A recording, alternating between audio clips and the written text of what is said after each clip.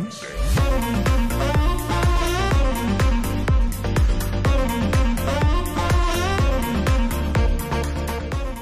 Zee Friends, kembali lagi bersama saya Zoya Amirin dan saya masih bersama dengan Ibu Dewi gitu ya. Jadi, halo Zee Friends. Zee Friends masih inget kan episode kemarin kan Zee Friends? Kita mau bahas video Sure nih gitu karena kebetulan beberapa waktu lalu aku sama Mbak Dewi itu diundang di Kompas TV dan kita membahas tentang kekerasan gender berbasis online gitu ya, seperti video milik artis gitu ya. Ini hubungan seks lalu kemungkinan bocor gitu ya. Dan itu lama loh, 19 menit ya, itu lama, lumayan lama. Itu 19 detik ya, maaf ya. 19 detik, 19 detik bukan 19 menit. Maaf ya Zee Friends. 19 detik. Terlalu semangat deh. Terlalu semangat. Itu lumayan lama juga. Lama juga tuh konten gitu. 19 detik. 19 detik itu udah rame, gimana 19 menit saya udah nggak ngerti lagi di dunia persilatan. Gitu. Jadi video ini 19 detik itu lalu rame, viral.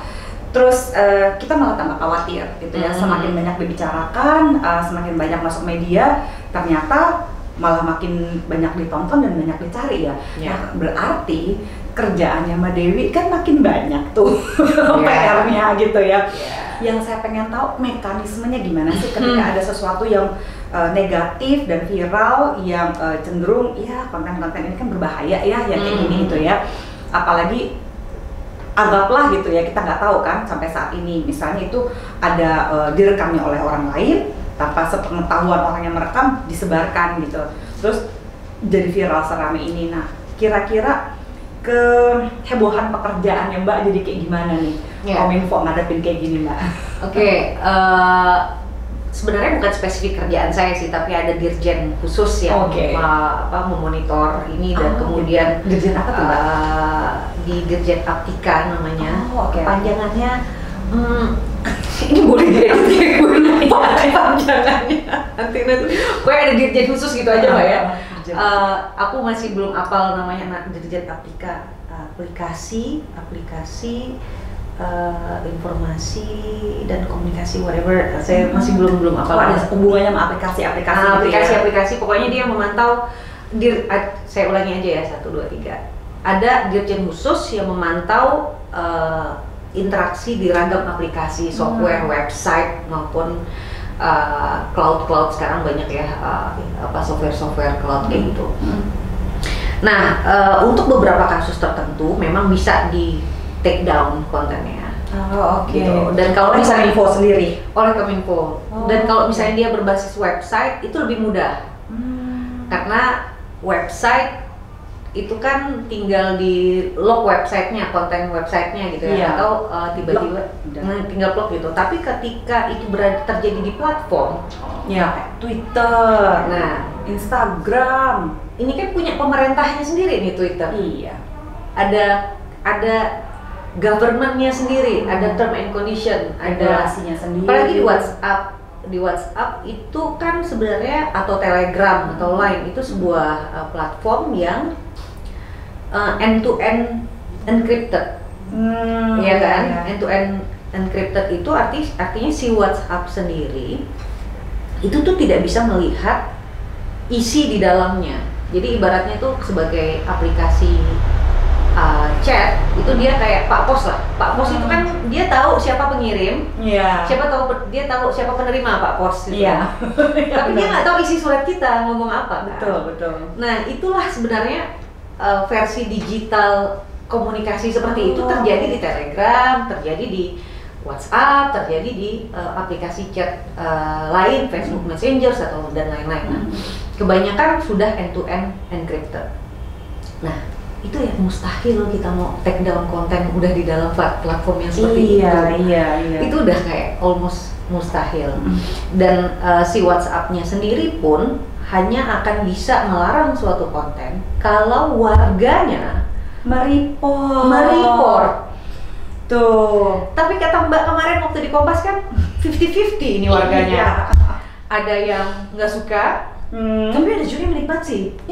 Nah, ada yang minta lebih. Cuma 19 detik. Kenapa nggak 19 menit? Gitu. Tidak cukup alasan bagi platform-platform ini mungkin untuk men-take down. Dan Mungkin makasih atas kesempatan yang Mbak Zoya kasih. Saya pengen juga ngejelasin ke Z-Friends ini bahwa sekarang itu spiritnya government kita itu kan pentahelix ya. Jadi pentahelix itu komponen dalam society, dalam masyarakat itu ada pemerintah, ada korporasi, ada komunitas masyarakat, ada akademisi, ada media. Jadi 5 elemen ini gitu ya. Nah, dan dalam skema pentahelix ini, pemerintah itu memandang dirinya tidak lagi di atas dari 4 pemangku kepentingan lain, tapi kita sama-sama.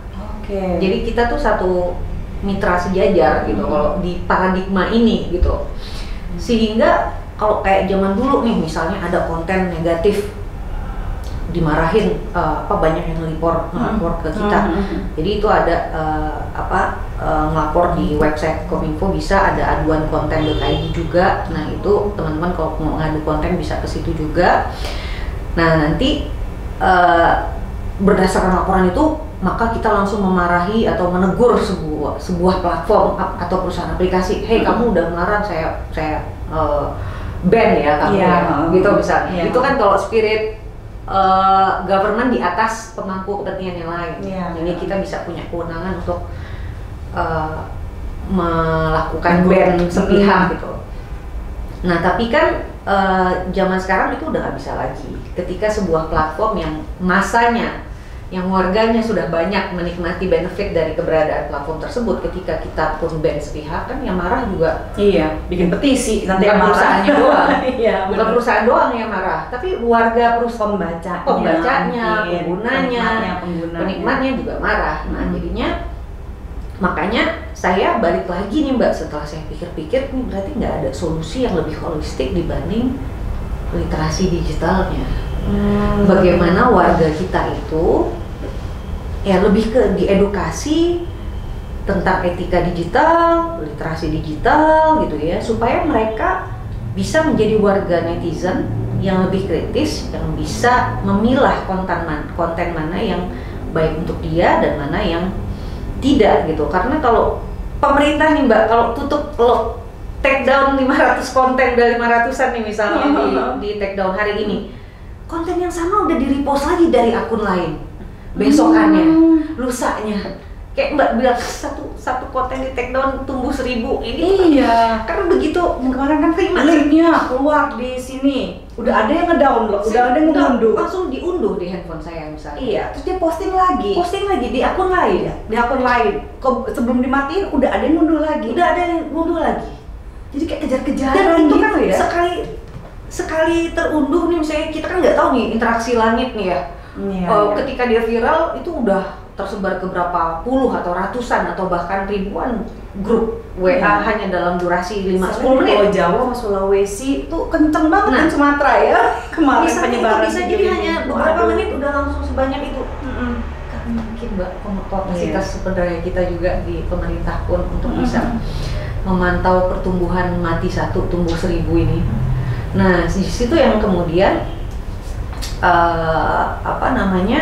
menjadi udah sangat sulit sih sebenarnya untuk membersihkan itu sejujurnya. Terus gimana nih apa yang bisa dilakukan saat ini ya gitu untuk Kominfo khususnya gitu pada kasus Shure ini ya, video Shure 19 detik ini, karena kalau mau dipikir-pikir ya ini kan adalah pelanggaran privasi seseorang gitu ya, dan memalukan, jadi aib gitu ya, jadi aib nasional gitu kan ya. Dan saya kira Kominfo itu bisa nge-ban gitu, tapi karena proses seperti ini ternyata malah nggak bisa gitu. So the best yang bisa dilakukan saat ini apa tuh? Yang bisa dilakukan sekarang adalah kalau pihak yang dirugikan itu karena konten pribadinya disebarkan itu melapor. Dan dia merasa dirinya dirugikan. Nah, tapi balik lagi, jadi mekanismenya kayak gitu Mbak. Ketika tidak ada yang melapor, tidak merasa dirugikan karena toh narasinya mirip Gisel. Iya benar. Mirip dia, kan gue. Ya kan gue kok. Jadi tergantung strategi privasi masing-masing juga. Sih, bagaimana bereaksi atas fenomena ini gitu. Tapi penyebarannya ini kan bahaya nih, gimana nih Mbak? Nah, sejujurnya fungsinya kita itu memang lebih ke peredarannya, membatasi peredaran konten-konten negatif gitu. Nah ini mas setiap hari selama masih bisa ada yang bisa di take down gitu, itu kita akan berupaya seperti itu gitu, akan coba take down lebih mudah tadi yang saya bilang di website. Dan kalau misalnya ke platform yang punya term and condition sendiri, punya masanya sendiri gitu ya, kita mengirimkan surat. Mungkin saya perlu bisa juga sharing ke Z-Friends gitu ya. Karena walaupun aplikasi yang bisa diakses di Indonesia itu harus tunduk sama peraturan kita punya wewenang gitu kan. Kita punya wewenang untuk ban dia tuh ada wewenang yang dilindungi oleh undang-undang, karena setiap aplikasi yang bisa beredar di sini itu harus tunduk pada peraturan perundangan di suatu negara. Sehingga untuk peredaran informasi ini ada di sini, ada di Kominfo ini gitu. Jadi kita punya kewenangan sebenarnya kalaupun mau ngelarang-larang segala gitu. Tapi kan kita juga sama-sama nggak bisa menafikan bahwa sekarang netizen itu juga kritis. Iya. Ya kan? Kita ada laporan yang saya baru baca dokumen, ada tuh komunitas pembela hak digital. Gitu. Terus memprotes pembatasan konten yang dilakukan oleh pemerintah sebagai bentuk otoritarisme hak digital. Ada satu reportnya bagus mereka. Udah ada komunitas kayak gini. Nah, berarti udah mulai kritis ya sebenarnya. Sangat. Baru saya selesai baca 2 hari lalu gitu dokumennya. Oh, udah ada komunitas kayak gini, pejuang hak digital masyarakat Indonesia. Nah, jadi saya pikir yang paling tepat sekarang udah emang nggak bisa lagi, walaupun kita punya wewenangnya, kita tetap nggak bisa semena-mena langsung ban ini, tutup ini, larang itu gitu ya. Tapi untuk membatasi peredaran, kita tetap bisa melaporkan platform tersebut gitu. Paling enggak dengan suratnya Kominfo, efeknya itu lebih cepat diproses, Mbak. Iya. Nah ibaratnya gini, kalau suatu konten negatif di-report sama warga netizen sendiri, warga misalnya beredarnya di Twitter, maka yang protes adalah warga Twitter.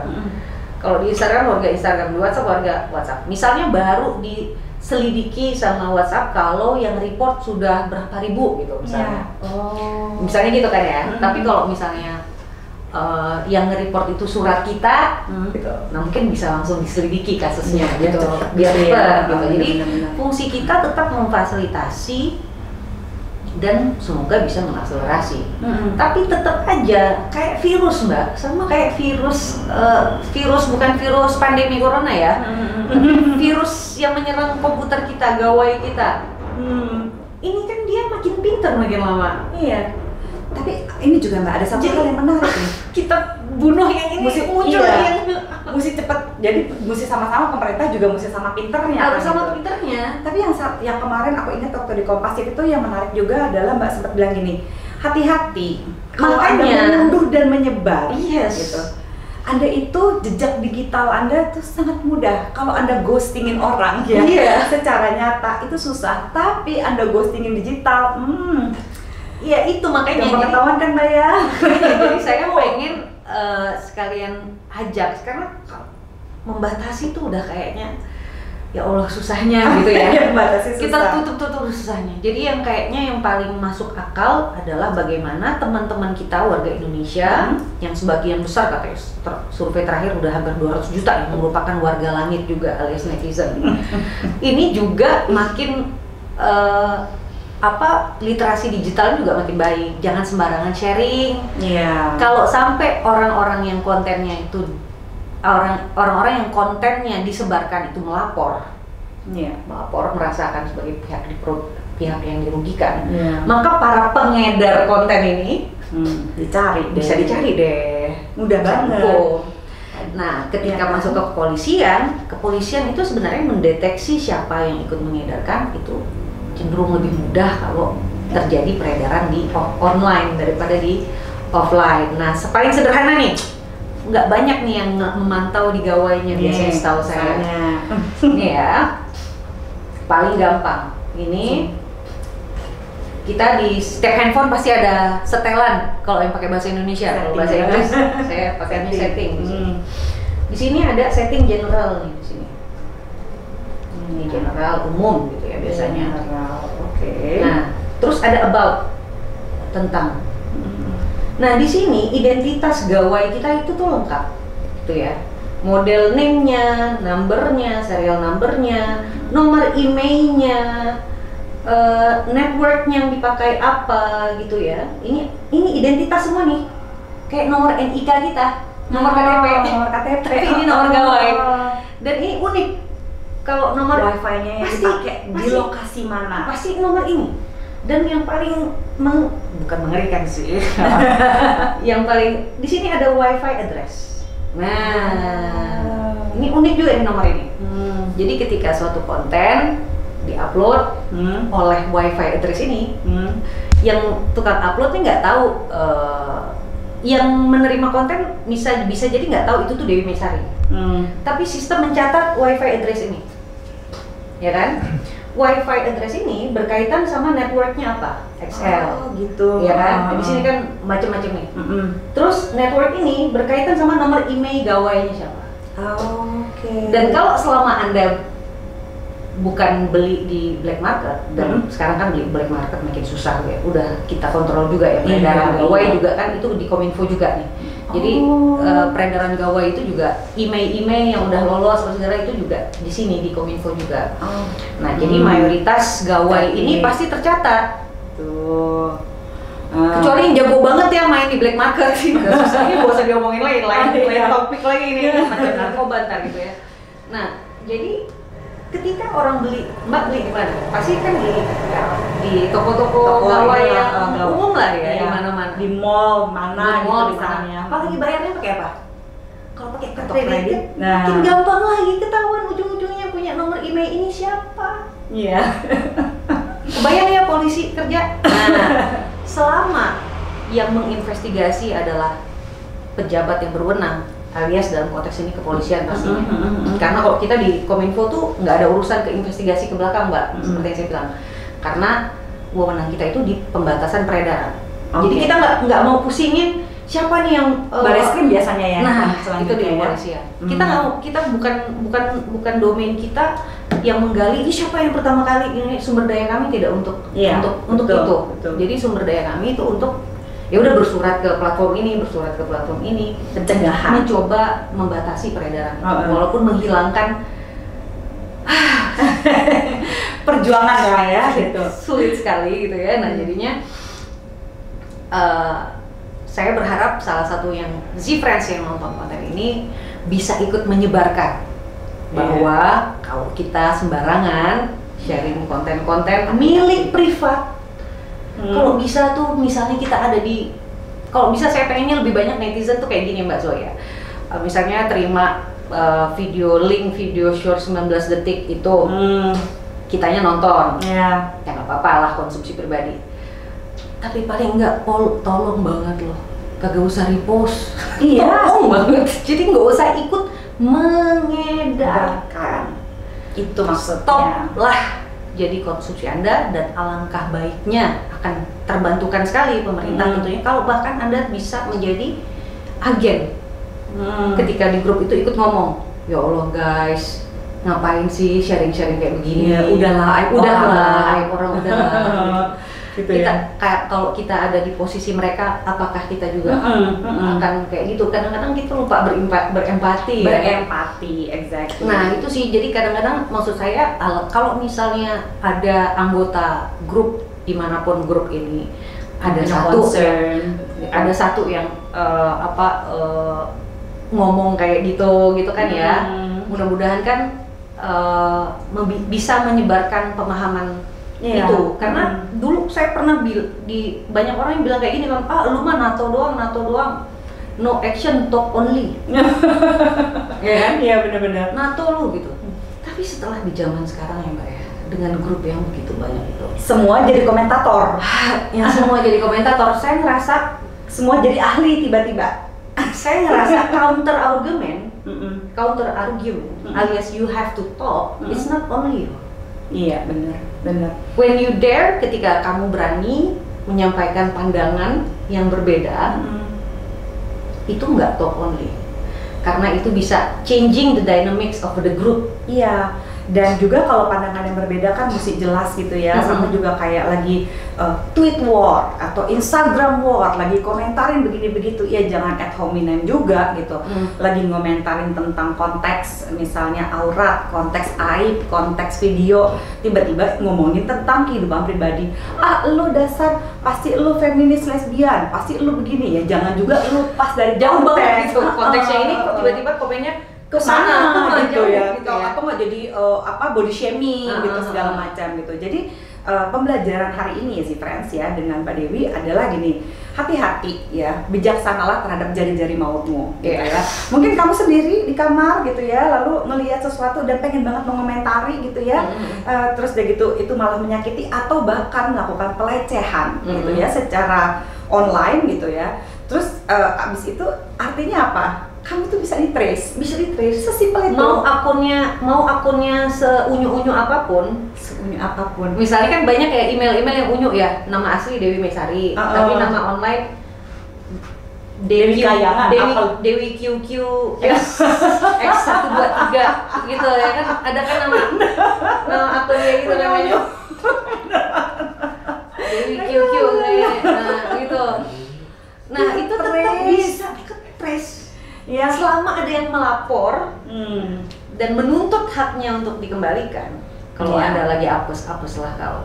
Iya, gitu. Makanya udah susah itu untuk membantu gitu. Kemarin waktu saya jadi pelecehan online pada saya ya, waktu lagi di Instagram itu kan ya, saya tadi mau ngelaporin, tapi kebetulan orang itu karena banyak Z-Friends yang nge-report dia, akunnya hilang kan, gitu ya. Entah ditutup sementara atau apapun itu, tapi yang penting saya udah mencatat URL-nya nih, gitu kan ya, buat saya rencana mau laporin gitu.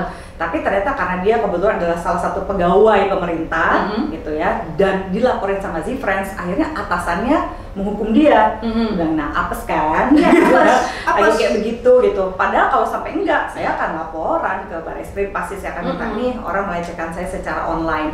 Orang bilang, baper banget sih Mbak Zoya digituin. Saya bilang enggak, karena kita mesti belajar gitu untuk bisa punya etika gitu bersosial media, nggak asal body shaming, nggak asal menghina orang dan segala macam. Jadi moral of the story sih friends, hati-hati ya ketika mengomentari. Nah bagian YouTube saya yang juga suka kurang ajar nih kalau ngomong nih ya, hati-hati ya gitu ya. Bisa di-trace tinggal telepon Bu Dewi, ini ada yang nakal di komentarnya di Bu, coba tolong. Selama ada yang lapor. Selama iya gitu. Saya kan sekarang gampang, cybercrime ya kan, screenshot udah ada Pak, ini tadinya atas nama ini. Kalau misalnya Anda berubah nama ganti ini tuh tetap bisa ke-trace, jangan sedih. Jangan sedih. Dan saya udah tanya ke tim, ada satu hal yang saya tanya ke tim yang lebih ahli soal ini ya. Saya konsultasi ke dia di Kominfo. Kalau misalnya saya menghapus sebuah konten dari Instagram saya, itu tuh otomatis hilang nggak di jejak digitalnya servernya Instagram atau Twitter teman? Dia bilang enggak Mbak, kecuali kalau Mbak bersurat sama mereka, kirim email beneran minta tolong hapuskan seluruh data gue di server lo. Jadi ada prosedur formalnya. Jadi ketika kita mendelete itu hanya membuat diri kita dan orang lain tidak bisa melihat konten itu. Tapi bukan berarti konten itu terhilang dari hubungannya sama kita. Jadi istilahnya lu nggak bisa ghosting online sih friends, nggak bisa. Nah, kecuali kalau menjadi hantunya kebanyakan nyata. umumnya seperti itu kata expert kami. Nah, jadi saya menyampaikan aja. Jadi lama-lama mungkin ada yang jadi parno. Waduh, gila ya, berarti kan aktivitas gue jadi lebih ini ya, lebih mudah dimonitor ya sebenarnya kalau misalnya gue digital. Iya bener. Iya. Tapi kalau yang kita tebar itu kebaikan, why not? Semakin cepat juga kita tuh ditemukan. Iya. Gimana caranya menemukan gitu ya? Ditemukan edukasi seks. Nah, gitu kan. Dapatlah Mbak Zoya, ditelepon lah macam-macam. Iya. Jadi ini sama kayak pisau teman-teman, bisa dipakai buat membacok. Bisa juga buat kita bikin kuliner yang sangat indah. Exactly gitu ya. That's technology. Saya aja waktu baru kenal sama Mbak Dewi ngomong gini, Mbak Zoya di UI ya? Oh iya Mbak, aku lihat jejak digitalnya. OMG, sekali gitu. Gitu sekarang jadi gampang ya. Gitu cepet cheaternya. Saya bisa tinggal searching Mbak Zoya. Oh, UI juga berarti cheaternya gampang nih. Masuknya dari sini dulu gitu. Dari situ, Masuknya gitu. dari situ kan jadi mencairkan hubungan kita jadi lebih Iya, nyaman. jadi lebih nyaman kan. Ada manfaat kan? Ada manfaat kan? Nah, kalau kita tebar jejak digital yang baik ya baik juga gitu. Iya. Dan saya pikir untuk anak-anak kita yang sekarang masih unyu-unyu umur 5 tahun, 7 tahun makin jago ya. mudah-mudahan makin banyak yang punya tanggung jawab digital sehingga anak-anak kita ini konsumsi informasi digitalnya juga bisa positif juga kan Mbak? Exactly, bisa Gitu. positif juga. Sebagai seorang ibu saya punya concern gitu juga sebenarnya. Gimana nih kalau sama-sama. anak saya nanti nyasar di Google, nyasar di Iya, mana-mana. iya. Ketemunya Dia nggak tuh- bijaksana ya terhadap apa yang dia lihat gitu ya. Paling enggak kan kita bisa bantu mereka dengan mencoba ketika pun dia googling macam-macam dia akan lebih banyak ketemu konten positif daripada konten negatif. Dan gimana cara menghadapinya proses perasaan Proses lagi ya perasaan terhadap tadi. konten yang negatif. Oke. Itu sih kurang lebih. Makasih banyak loh Mbak Zoya kesempatannya. Aku benar-benar seneng deh gitu. Akhirnya bisa ngasih tau ke si friends kalau aku bisa ambil ya dari pembicaraan 2 episode ini ya dari beberapa episode ini dengan Mbak Dewi itu adalah yuk kita menjadi orang yang bebas berekspresi gitu ya. Tapi sekali lagi mengingat almarhum Pak Fuad Hasan pernah bilang pada saya, yuk kita menjadi orang-orang yang bebas untuk bertanggung jawab, bukan bebas dari tanggung jawab ya. Thank you, Z Friends. Thank you. Bye.